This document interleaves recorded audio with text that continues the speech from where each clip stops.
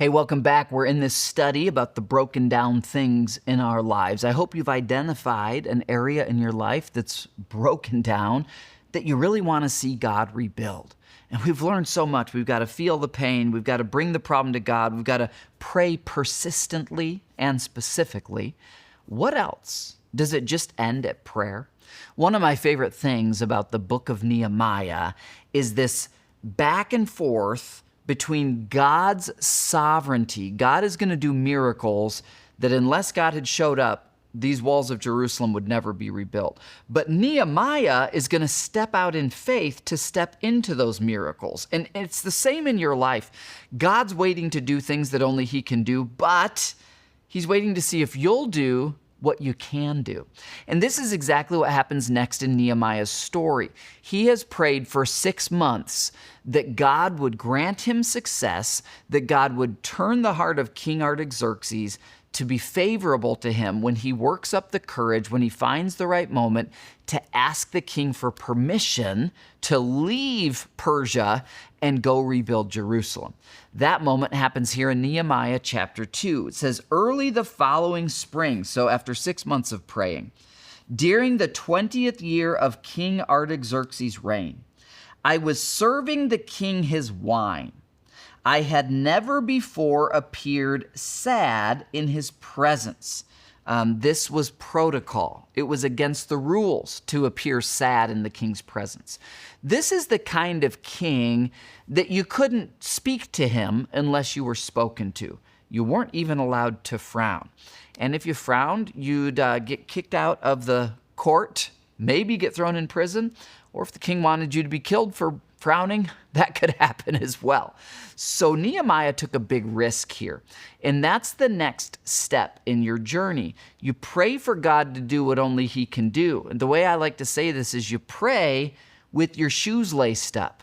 You pray and you're ready to step through any door that God opens. You pray and you're committed. So Nehemiah is praying that God will turn the heart of the king, but he's also waiting as he's serving the king in the court. When do I have an opportunity? He sees the king is paying attention to him, and he decides he's going to frown so that it will start a conversation with the king. There's great risk. Commitment requires risk. Commitment requires action. And the same is probably true in your situation. So what happens next? Well, the king asked me, why are you looking sad? You don't look sick to me. You must be deeply troubled to be sad in my presence. I love the next verse because it's a moment of decision. Nehemiah says, then I was terrified, but I replied.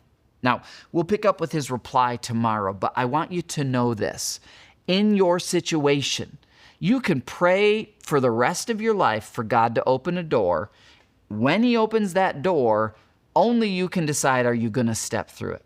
When you step through it, you probably will feel terrified. God really wants to break the stronghold of materialism in your life. You're going to need to give some stuff away. You're praying that God will work in your heart. He opens the door. Are you going to step through it?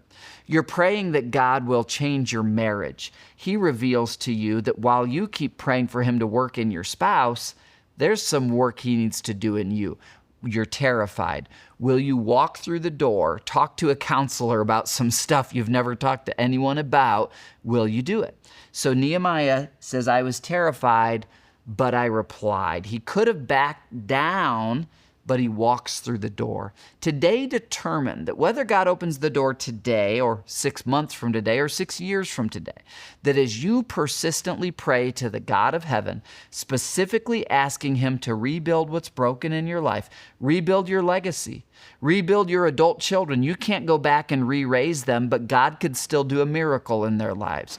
Rebuild your marriage that is so far gone. Rebuild your finances or your career. You're going to pray every day. You're going to pray persistently. You're going to pray specifically. You're going to bring God your emotions, and then He's going to open a door. When He does, will you commit? Will you walk through it like Nehemiah did? I hope you will, because that's how you're going to see God do a miracle and rebuild. I'll see you tomorrow as we pick up on this story.